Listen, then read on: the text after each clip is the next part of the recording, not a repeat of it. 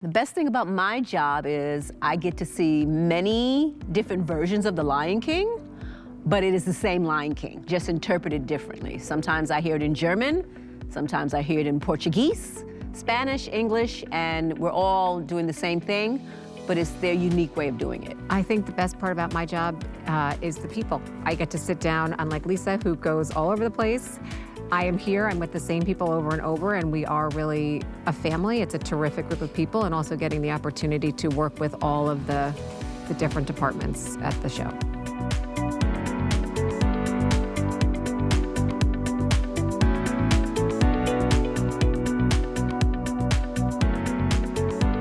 My name is Lisa Dawn Cave, and I'm the production supervisor for The Lion King Worldwide. I am Antonia Gianino, and I am the production stage manager for The Lion King on Broadway.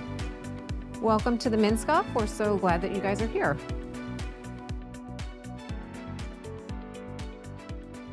I'm the production supervisor for Lion King Worldwide. Production supervisor varies depending on what shows that you do and what the needs of the show is. So for instance, for Lion King, what I don't do is I don't go to auditions. So I'm not part of any input on the casting for the show.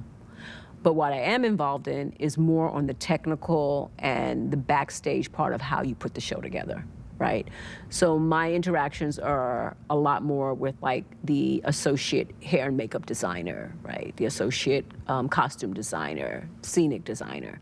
Those are the folks that I deal with more on a basis of contacting them about traveling to the different companies that we have around the world, right? Maintenance visits and keeping up the show. That's basically what my job is, to look at the show, making sure it stays at the Disney standard of Lion King that we want it to be, right? And when I do deal with the cast, it's mostly when we're putting a new production together. When we're putting a new production together, I'm there from the very beginning of when rehearsal starts. So I'm part of helping keep the schedule on schedule. And then I get more involved once we get into the technical part of the show. So that's when I really have hands-on work with the actual cast, because I'm the one who leads the technical process when we start adding all the elements of automation, the flying that has to happen, the different scenery of the drops, whether they're automated or manual coming in and out for the timing. So that's when I have more interaction with the cast, because I'm the person that is there for the safety of the cast and introducing them to all of those different elements that actually come into place once we leave our 5-week rehearsal period when we put everything together. So that's what a production supervisor is. I'm gonna give a little bit how I got here. I actually was a stage manager for over 30 years, very long time. Before I was a stage manager, I was actually a performer. I was a dancer-singer for about 10 years of my career before I switched over to the other side of the table, is what I say, when I started stage managing. But I think my skills as a performer made me a better stage manager because of the fact that I was able to know firsthand what some of the actors might be dealing with sometimes when they're on the stage, being a little exhausted or how much stamina might be needed for something. My dance background is extensive because my degree is actually in dance also.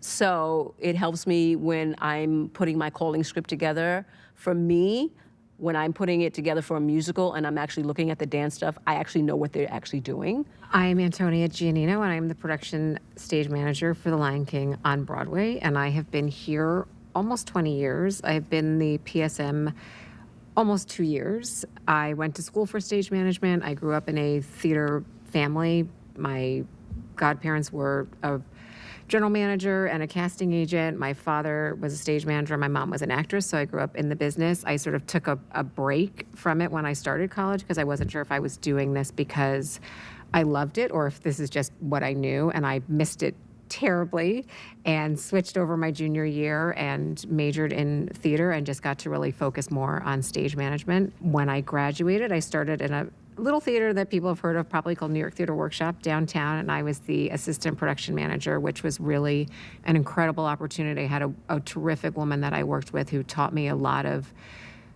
skills, how you work with people, how you say, I don't know something, how you apologize. I think those are really important skills to have, and got a real opportunity to be hands-on, paint folding chairs, sew things, run a follow spot, be a wardrobe person, clean the costumes, all that kind of stuff, which really just better informed me as a stage manager, just to give me a really complete understanding of how all the different pieces come together. Once I left there, I got my equity card there doing a show. I spent a lot of time as an assistant stage manager, which, from what Lisa Dawn is saying, I learned so much from people that I worked with. I did small shows, went up to bigger shows with a lot of people, some plays, some musicals, but really pulled what I found those people thrived at and how to sort of take that on my own and what didn't work and make sure I didn't do that because I didn't, want to work that way. And then I ended up at The Lion King, and really, it's been such an incredible journey for me. I've been here a really long time, but I've learned so much. Someone said, why weren't you the PSM earlier? And I was like, I wasn't ready, and I really appreciate it. I thought I was a very, very good assistant, and I really like that.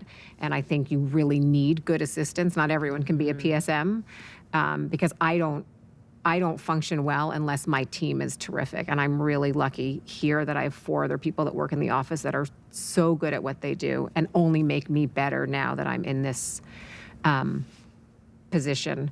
But what's amazing about The Lion King, even 20 years later, is that something new that has never happened before happens. We got new people come in and out of the show. There are different challenges. We've had some script changes, things that they've done over time, so it still keeps it fresh. But also the gift of the stability is amazing, and so I am grateful for that.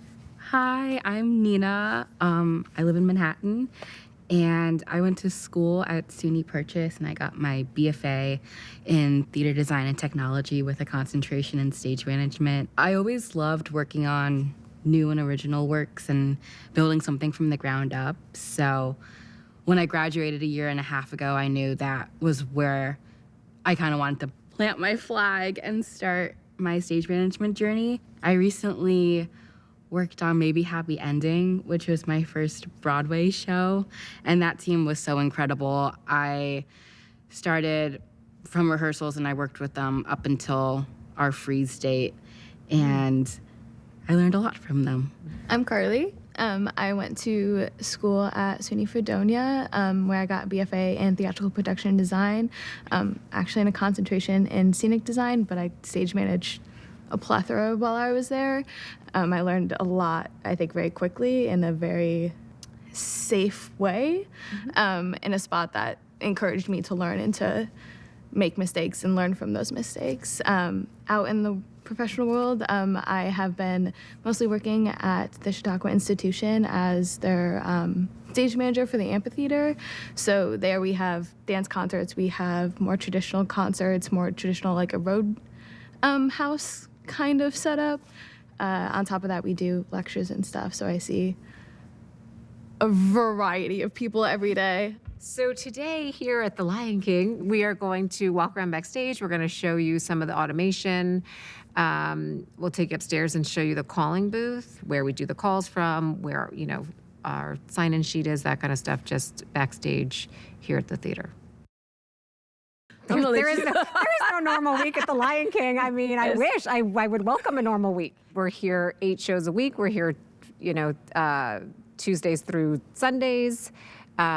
We are rehearsing almost every day of that week. We are performing in the evenings. There's scheduling meetings, there are department meetings. The phone is always bing, bing, bing. Who's out? Who needs this special event? It's constant, and you feel like you're on call a lot, but that's what I signed up for, so it's part of the job. And that is part of the job, like you said, The Lion King in particular. Like, every show is not like this. I mean, it also goes with, how long a show's been running, how many people are in the show, how many different things are part of that show, that make it happen, right? It might be different with a play or it's a 2-person play. It would be different than having, 50 plus people that you have to, schedule and or get a phone call from in the daytime, whether or not they're out, they're in, how they're feeling. So it just really depends on the show, So I don't think there's really any typical day for any show. Everything is unique. Yeah. So there's a lot you can look up. There's a lot of stuff that flies in, all of the lighting. There's a lot of drops. If you've seen the show, the clouds and the sun, sort of that opening shot is one of the most famous when with Rafiki. So we are in charge of all of that stuff that comes in when it goes out. Those are all the cues that we call all that moving scenery. It's a lot of stuff.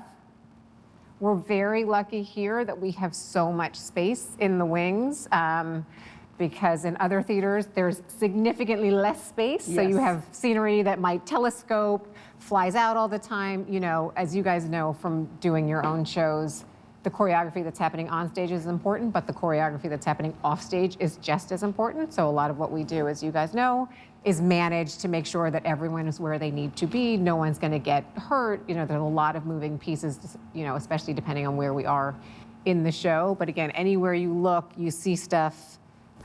We really don't do a lot of cues ourselves on the deck. It's really important that we are free. So if something happens, someone gets injured, if the show has to stop for any reason, we are free to tend to those things. But we are here, make sure people are quiet, make sure people are where they're supposed to be. You know, if the crew needs help on something, to be here to just check in on them as well. The actors change here. We've got what we call it the bunker. All of their stuff is in there. That's where they do most of their changes during the show. And this is similar, but not similar to when The Lion King is done in other productions around the world. As Antonia said, it depends on the space backstage. I would say most places you have things flying. So you have airspace, air, real estate that we all have. Every show has bunkers, except they're all set up differently. Like the bunkers here are stage right. A lot of times on the other shows, the bunkers are upstage in a different area. Sometimes the bunkers are just one straight entire line across where everybody, both the ensemble on both sides are actually there rather than one side and one side. All the stuff that you see has to fit in all the theaters. So there's uniqueness of how that's done backstage for every show. Do you notice something that's on the deck over here? Look down. There's spike marks. Spike marks, right? Antonia, you want to explain what the spike marks? So this is just to let people know, so like the bones move during the show and they are in different spots depending on where we are. So this helps the crew know exactly where to set stuff.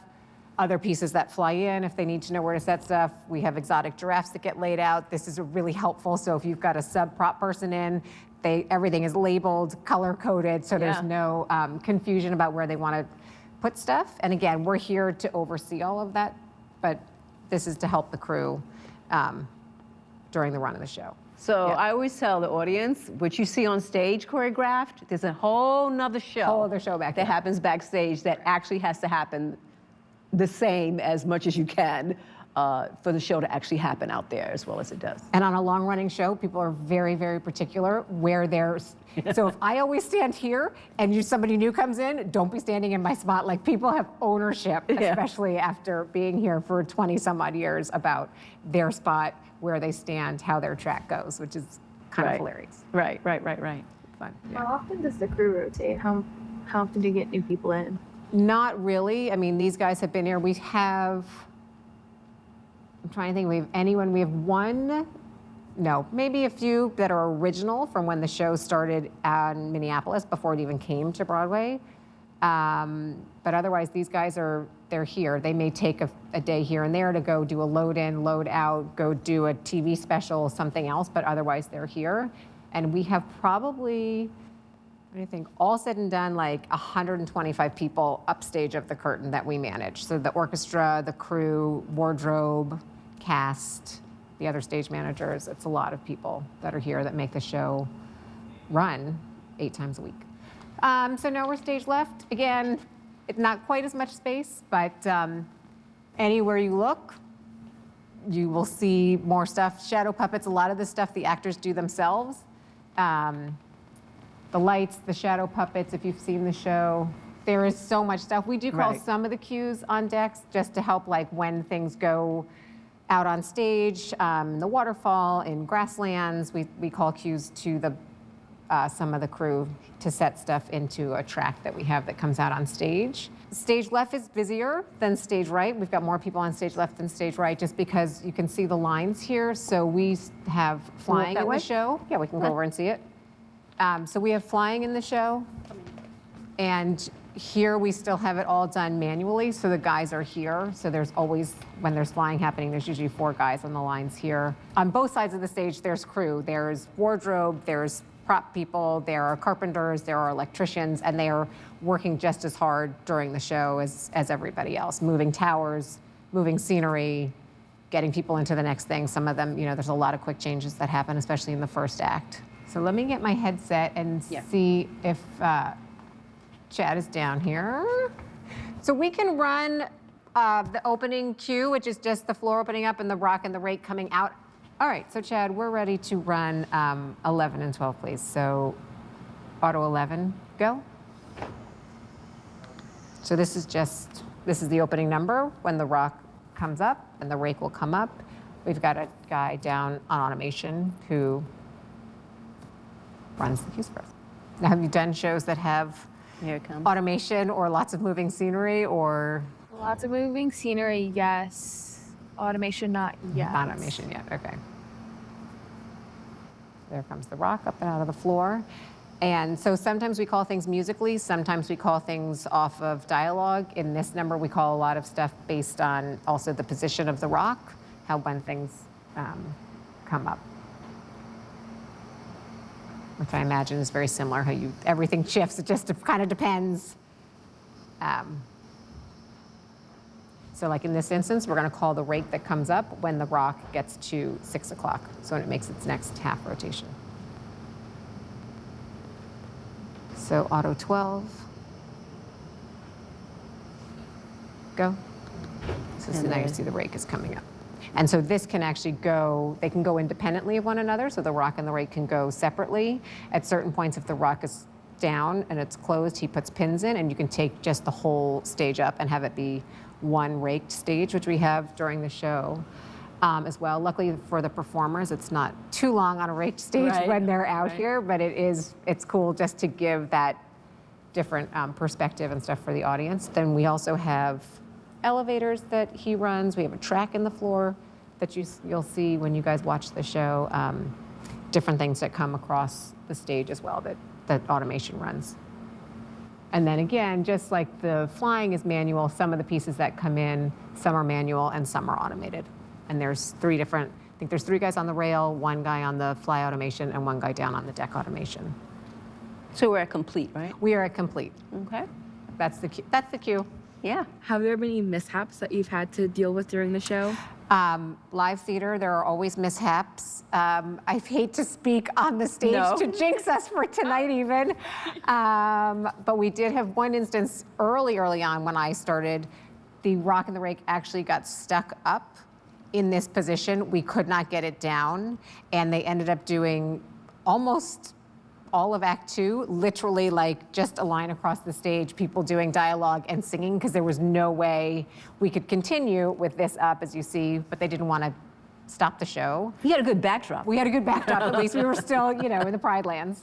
Exactly. And then there's little things, you know, the trick is a lot of times the audience doesn't even notice, right? They don't know what it's supposed to be. So if the rock doesn't work or the rake doesn't work or the elevators don't work, we have contingencies and everybody knows what those are. Hopefully, you know, you don't have to stop and you do the best that you can to keep moving.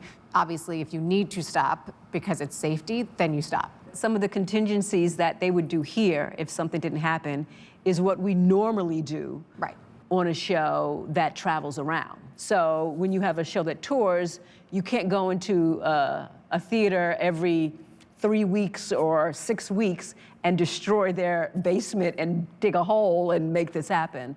So you might see something a little different as far as scenery and where things come on and off and some of the cast entrances because it's a touring show. So just to circle back about communication, you know, this is a really big show and you really want to have a good relationship with the people that you work with. You really want to make sure everyone is on the same page, communicating, talking to each other. If something does go wrong, everyone is there working together, listening together, you know, knows what needs to happen. And there's so many moving parts. You really need to stay focused and present and again, share information, because if something goes wrong off stage or if someone's dropping out of a number, you know, there's so many variables here and there's so many people. I always say it's better to say too much than not enough to make sure everyone's on the same page of what's happening, because it affects what everybody else is doing. You know what I mean? Just because one person might be out of a number, it affects all the other departments. Can you explain how you actually give the cues to the crew to have the automation person make this happen? So we call all the way upstairs from the booth, and we do all of our lighting cues are verbal, and then anything that moves, so deck automation, fly automation, or the rail, we do on cue lights. So we give them a verbal warning for a standby, but then the cue light itself is their go. And we have cue lights for the conductor, for the sound mixer as well. So if for some reason there is something that happens during the show and you need to communicate with them, that's how we have access to them as well. I had a ritual, actually. In calling a show for me, I have to make sure that I breathe and stay calm. Because remember, this is live theater. And anything can happen in live theater. Yes, we have our calling script. Yes, we have the cues. We have the right people pushing the buttons and doing what we say. But anything can happen. So you have to be ready in the moment to correct if something goes awry. So my thing about calling is staying calm and just breathing through it. Don't let it get away from you. If you miss a cue or something happens, by the time you think, I need to make this up, you've already missed the next 4 cues. So you just got to keep going, which is the same thing that Lisa Dawn is saying. I think if something goes wrong, it's live theater, you just got to keep going. To continue this journey, we're going to have a day 2, where you're going to have an experience of being able to actually call a section of the show, right? Antonia should have supplied you, I'm sure she did, with some script pages and of a calling video. script. Yep. There you go, and a video, so you'll be able to watch and practice, and you'll hear the cues and see what you're actually calling, right? You had a sample when you saw this. This is not what you're going to be calling, but there's a part of the show where you're going to have different moves that are going to happen, right? And practice it with a switch box. And Antonia will be there with you to give you positive critique on It'll be a lot journey. of fun. Hardest challenge ever was learning how to call this show, but it is like one of the things I'm the most proud of. So I think you guys will have fun doing it and feel really good about the opportunity to learn just a tiny little piece. So Karlie, Nina, and I are here today to work on a section from The Lion King. We chose the Stampede, which is a fairly complicated part in the show, and we thought that was a good one for them to learn because they both have experience calling shows and stage managing. So it's a really good one because there's lighting and technical elements, and it happens quickly. And so it's good to challenge yourself and just further your learning as a stage manager. So these are the switch boxes that we use when we call the show. We have deck automation, fly automation, we have cue lights on the deck, we have the rail, we have also basement sound and the conductor. And you'll see everything is labeled here. It's all color coded, so it coordinates with our script. So what we would do is if you give, we give a verbal warning to anyone running any of the scenery, and then you put the cue light up. So for this example, this would be red, which would match red in our script, and that might be to cue the elevators up, it might be to cue the rock or the rake. And then as soon as we take the light out, the operator will then take the cue. There are certain points in the show where there are a lot of moving pieces all at the same time, and what we do then is engage what's called the master switch. So you would push this one down, you connect however many cue lights you need to go, and then just release that one button, which will then take all of these lights at the same time instead of trying to finagle different sides, different hands, which could be complicated, especially if it's a really quick scene. Somebody, long before me came up with the script, so there is a format, there is a formula, and then periodically, cues might change where we call them.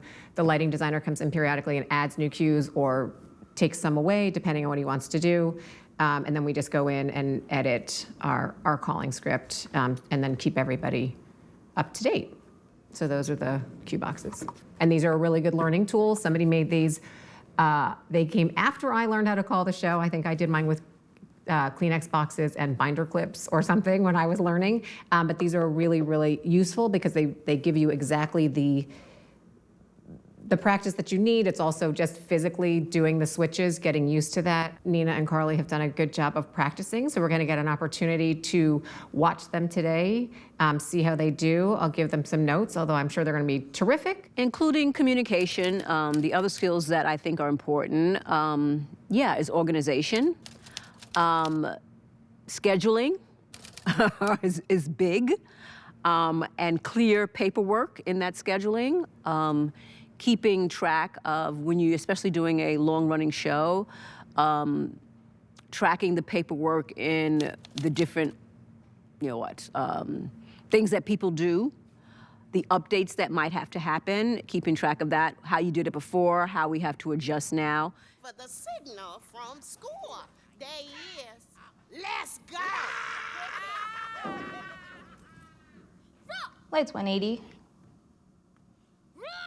Go. Elevator clear. Thank you.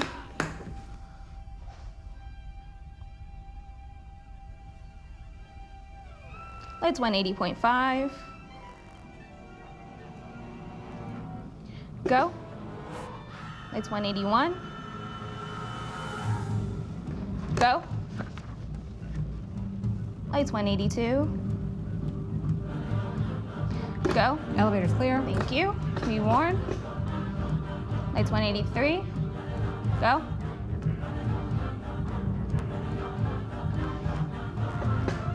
Downright platform on.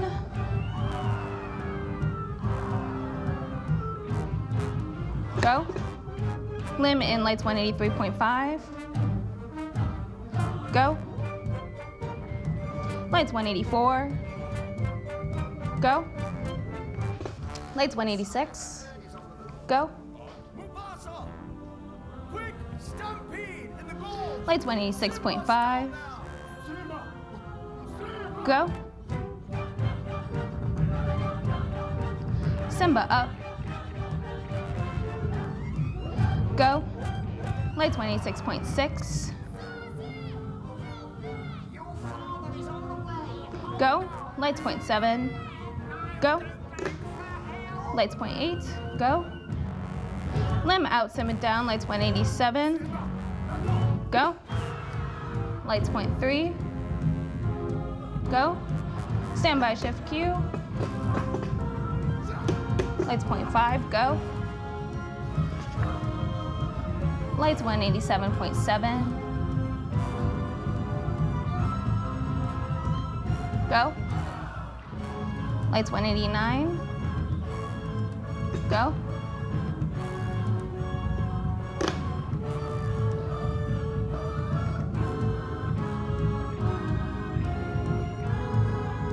Lights 189.5. Go. Brother, help me. Lights 190. Long live the king. Go. Scar lift down, lights 190.3. Go.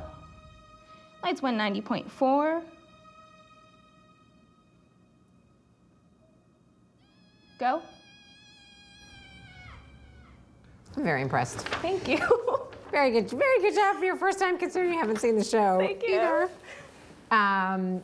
When you were practicing, I was going to give you a few notes, but it sounded like maybe now I could just hear you better. Sometimes just to make sure you can do like the 0.5 instead of the whole light cue, just because sometimes it's hard to get that many things out of your mouth in a very short amount of time. This was all good. Again, we're miming that we can see the conductor. We're miming that there's other stage managers on headsets. So some of these are verbal cues that you're waiting for, or visual cues you're waiting for that we don't have access to right now. But this was all really terrific. I would say that Autofly 28 came too early. You don't want to bring the sliders on until that elevator is complete, because you could cause the elevator to stop. Like you need to wait till it finishes its cue. Okay. Which is, it's hard, especially when you're first in your book. And obviously with more practice, the more you do it, the more you're able to visually look at what you need to and not worry about being in your script. So I would just say I would err on the side of caution and hold on that so that it's not too early. Okay. So we have a standby for shift Q where you have to rewarn a lot of the lights, and it goes very quickly. And sometimes by the time you've rewarned, you don't even say the numbers or what it is. You just put the Q lights up because it's quick. So there is a green fly automation cue that does not go up in that sequence, and it's one of the only ones that does not go up. And so when I was learning how to do it, I put always a little post-it over that so I never got distracted and put that one up by mistake, because I felt like I was just working so quickly to get all of them up at the same, all the switches up at the same at the same time. This one's a little bit harder. His blocking is a little bit different than what we're used to, so he doesn't really go away from the walls. So you kind of just, I felt like this was a little bit, Lights 189 with Deck Automation 43 was a little bit late. The guillotine, I don't know if you were clear on what that does. So this also, the guillotine literally goes up, and what it does is it then hides the scrollers that have the wildebeest on it. And so there's no rush to take that because we don't want to see them stop moving until that goes up. I don't know if you could see that from where you are. That was that one. And this was good. And then we went all the way in to the Young Simba re-entrance with Lights 190.4, which is terrific. And what we do in the booth is we watch on the infrared to make sure Mufasa is totally clear because our flying is all done live. 99.9% of the time he hits the mark where he wants to go, but sometimes they need to readjust themselves. So we're always looking to make sure they have stopped and settled themselves exactly on the elevator where they need to be. So even if the kid says dad and he's still moving, we will not call Lights 190.4. That's hard in this situation to know that because we're not doing it. So where you did it was exactly right. And then that was the end. Did you have questions about things that felt unclear or what you didn't know what they did? Point out the guillotine for me On screen. the screen? Yes, please. So if we did it again, so what happens is these little wildebeests are up here and then at a certain point it drops down, and this whole piece here, this is what literally like a guillotine, if you think of like the French Revolution or whatever it was, right? This goes down and there's a scroller here, and it's literally just a piece of fabric that goes like this that has wildebeest on it to create that depth of the wildebeest coming closer and closer and closer and closer. So those are the tiniest ones up there. So then at the end, when we're trying to make everything go away, this comes up, and then you take that cue light, which stops that scroller from going. So this is the guillotine. It comes all the way up again. We don't see these guys again because those have flipped down and have gone away. I mean, what makes it easier to learn how to call a show like The Lion King as well is you're not coming in to just learn the call of the show. You will have known all of the deck tracks. So everything that you're relying on, you already know. Like you already have all that rhythm in your body. You already have been the person that said elevator clear or the other elevator clear or hooked the kid up in the middle of the number. So all of this would feel much easier to you because of that. And as I mentioned the other day, something like this, anything can go wrong, right? The kid doesn't fly, the Mayflower doesn't come on, which is that big piece of scenery that, comes on from the side with Mufasa and Zazu. And the trick with a number, especially like this, that goes so quickly is just be like, you have to just keep going. So even if something doesn't work, unless the elevators don't come up and there's a hole in the floor and then you have to stop because it's a safety issue. Otherwise, the thing is you just have to keep moving, and do the best you can. And again, the more you practice and the more you do it, my first, I don't even know how long you were like, help, I'm trying to look, that, because it is a lot. And then eventually it just feels like second nature. And now I find if I actually look at my script, that's when I'm like, don't look at your script, because that throws me off, because now I'm so like this at this point, having done it for such a long time. This is the tricky part, the standby shift cue, because this is a visual and this is a visual. So I think it's just a practicing of looking up, then having to look down, or trusting myself that I know what it is. I think eventually you would just trust yourself to know. The worst that happens if you do it, the guy says, hey, I've got an extra light on. It doesn't hurt anything. And they're really good at communicating. And when that whole sequence is over and you're in a quieter moment, they'll say, I've got a green on by mistake. And then you would just take it out. And one of the things you just need to be careful of is when you're doing it, if you did turn a light on by mistake, and it does happen, as we talked about with the master switch, if you don't regularly reset your switches, so let's say you had 3 together, you do the master, and then you forget and you don't reset these before the next time when you engage your master, right? Those are all gonna go on. But the crew is really terrific, and they're not gonna hang you out there to dry. They need everything to be safe as well, and so they're very good about saying, I've got an extra light, or I didn't get this yellow light, or whatever. They're, again, back to the point that we spoke about communication is really the top key thing for stage management, especially. Fun? Was it fun at all? It was fun, like diving into something that is super challenging, and like I kind of love when it takes practice. No, like it should. If it's easy, then it's, do it. you know, if you Yeah. have 4 light cues, which, you know, there are moments in the show you're like, oh, it's only 4 light Yeah, cues. it's Thank like, goodness. it makes those I moments- can breathe for Yeah. a minute and just, you know, because it's a lot. And you know, the other hard sequence in the show is Circle of Life, which is just starting the show, which feels very much just taking off in an airplane like you are the pilot. And then finally she starts singing her opening note and you're like, and you can unfasten your seatbelts now, you know? So Yeah. it's a really good challenge. And again, almost 20 years later, I still feel engaged and challenged by it and enjoy the experience of calling. I think it's super fun. So, great job. Thank you. Yeah, do you want to do it again? Yes. Just for fun? Yeah. Okay, great. Here we go. For the signal from school. There is. Let's go. Lights 180. Go. Elevator's clear. Thank you.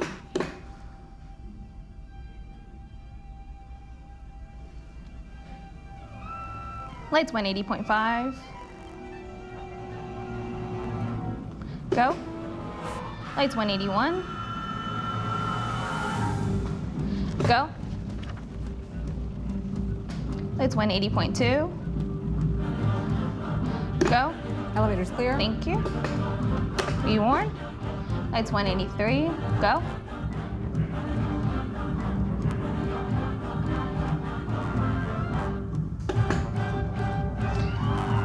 Down right platform on. Go. Lemon, lights 183.5.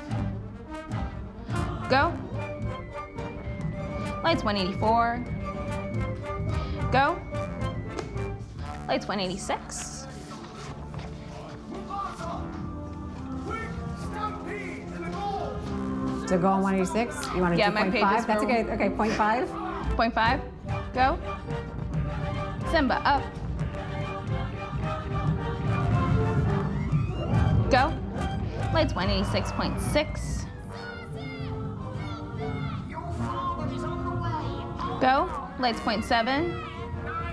Go. Lights 0.8. Go. Limb out, Simba down, lights 187. Go. Lights 0.3. Go. Lights 0.5. Go.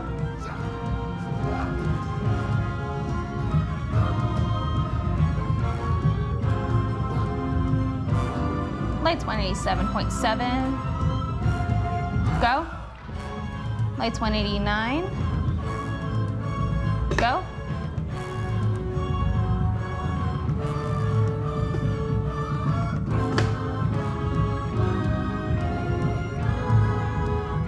Lights 189.5. Go. Brother, help me. Lights 190. Long live the king. Go. Scar lift down, lights 190.3. Go. Lights 190.4. Go. Nice. Page was turned over. That's good. The perfect example. You got it. You just got to keep going. Yeah. And trust me, that has happened before where you take certain pages out in a rehearsal and then you put them back in your script, possibly out of order, and Yeah. then you're in the middle of the show and you're like, that's not, or you're missing a page. That's not awesome either. But there you go. That was great. Thank you. Good job. I feel like go out there and do as much as you possibly can. Paint the sets, build something, sew something, run a follow spot, go out and do a tour, go out and do regional theater, do something off Broadway. Like, don't limit yourself to only have your goal be to come to Broadway, although it is an amazing, amazing place to be. I learned so much before I got here from all of the different things that I did leading up to this opportunity. So don't limit yourself, do it all, and then it also gives you a better understanding of all the different departments that you have to work with because you've done all that stuff yourself. Okay, here we go. For the signal from school. There is. Let's go. Lights 180. Go. Elevator's clear. Thank you.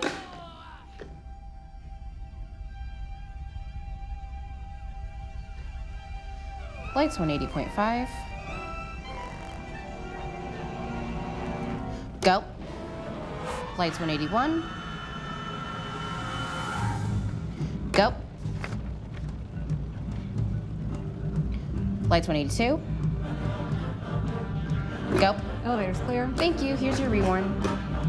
Lights 183. Go.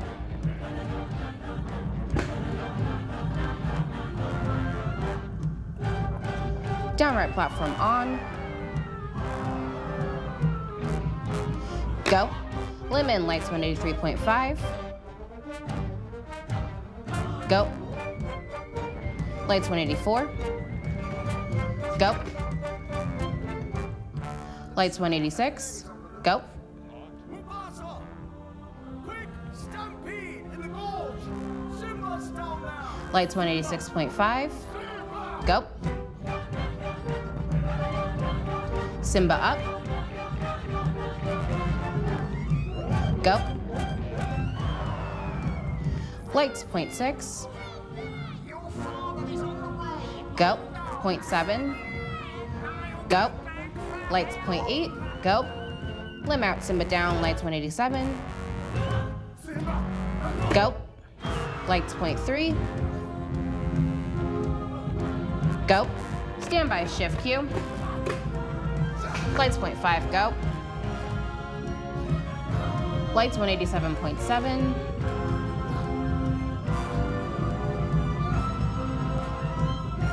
Go. Lights 189.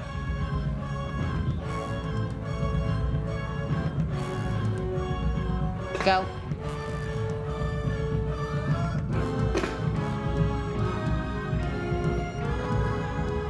Lights 189.5. Go. Brother, help me! Lights 190. The king! Go. Scar lift down, lights 190.3. Go. Lights 190.4.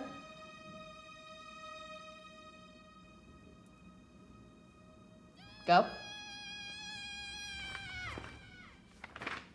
Nice. How'd you feel? Good. Good? No, very good. So I had a few tiny notes. Just this first one after the elevator clear, it looked to me like you're doing them both at the same time. The little arrow just means it's like an auto follow. So Okay. you want to do this one and then that one after that. They're not together. Okay. This is all good. All good. This is the same thing with Karlie, and it's really hard because you don't know the show and you're just doing it. That this yellow fly automation, which is to bring on the sliders, really needs to wait until the elevator has completed and it's all the way up. And you would know when the elevator's complete if you see here. These are platforms that they're on, and when the elevators come up so that they're level with that, that means that queue has completed, and then you would bring the sliders on and do that fly automation queue. And again, it's hard when you're first learning, but you don't want that to come on too soon. And then the plus of a really awesome crew is that if you were to do something early and they know it's not time, they will wait so that you don't crash something. Do you know what I mean? Like they're there to help you. This was all good. And this one's a little tricky. Again, everyone's blocking is slightly different, and so that's one of the things you learn understudies. They do stuff slightly different from the playing cast. So in this instance, 0.7 was exactly correct, where he comes off of the wall. With 189 and auto Q43, you could take it a little sooner. He doesn't go back as far, so it's hard to really see him moving back to the canyon wall. So I would just take a beat maybe after 0.7 and then do 189 with the deck automation, because otherwise then it falls right on top of this. So I think you could take it sooner. But then, when he starts to climb the wall, all that stuff was good. That was good when the guillotine was closed to stop the scrollers. It's hard to see because there's fog happening and stuff like that. So again, you err on the side of caution, and you can take it a little bit later because again, that's one that's safe. No one's going to get hurt if you're a little late on that cue. And then this was great all the way through. young Simba entering with lights 190.4. And again, as I explained, you know, that's something, when you're calling the show, you do have all of those different monitors that we saw when we went to the booth the other day. So you can see everything that's happening, even in the blackouts, and that's when that, in theory, it should go when the kid re-enters, young Simba re-enters and says, Dad, but we again are watching to make sure that Mufasa has landed. He has unhooked himself because he has been hooked up so that he can fly in that number, and so we're also watching to make sure there's no issue with that, because we would hate to bring the lights up on him mid-struggle or, you know, moving himself around. But for these purposes, yeah, I thought that was terrific. Good, thank you. Thank you. Can we go over the deck stage right and stage left cue lights and just what they... So the deck cue lights were put into place when the show originally happened so that if anything went down, there was a cue light to say, this is when the grass goes on stage, or this is when the Mayflower goes on stage if we're in the Stampede. They are sort of obsolete at this moment for the most part, not always. There's a few cue lights that we do that people still look at. These are sort of grandfathered in, and I think just by, if you were nervous about changing something, what's the word I'm looking for? I can't think, like being suspicious or something. We don't take any of those things out. Like those don't change. They're just there, is what those are for. Yeah, but if like, eventually, like the headsets went down, right? There's a deck cue light to say, this is when that piece is moving, or this is when you put something into the track, et cetera, that kind of stuff. Again, I'm very impressed. Both of you, really, really good job. First time out of the gate, not having seen the show or sat in the booth to watch the call of the whole show. You guys have clearly done your homework, and I appreciate your work, you know, being put in to do this. So, nice. Thank you for your time and expertise. My pleasure. My pleasure. Okay, you want to do it again? Yeah. Okay, awesome. All right, here we go. For the signal from school, there is. Let's go! Lights 180. Go. Elevator's clear. Thank you.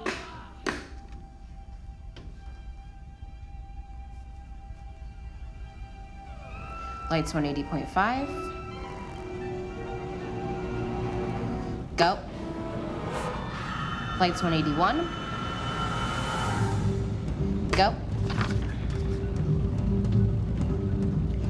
Lights 182. Go. Elevator's clear. Thank you. This is your rewarn. Lights 183. Go.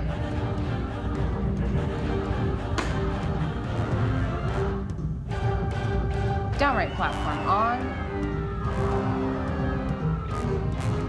Go. Lemon, lights 183.5. Go. Lights 184. Go. Lights 186. Go. Mufasa! Quick! Stampede in the gorge! Simba Lights 186.5. Go. Simba up. Go. Lights 186.6. Go. 0.7. Go. Lights 0.8. Go. Limb out, Simba down, lights 187. Go. Lights 0.3. Go. Standby shift Q. Lights 0.5. Go. Lights 187.7. Go. Lights 189. Go.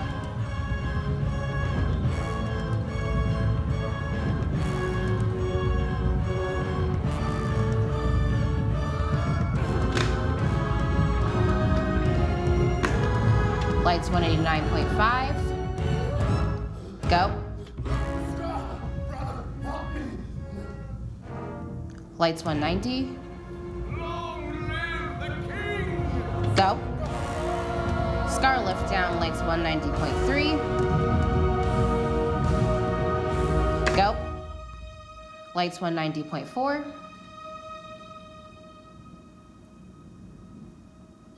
Go. Very nice. Good. Thank you. Fun now that it's over? That was fun. Congratulations and thank you very much. You guys both did a really terrific job, and I appreciate you clearly took the time to really work on it, think about it. You had some good questions as well, so I appreciate that. It's not easy. Hopefully you won't be humming the Stampede for the next 3 months of your life or more.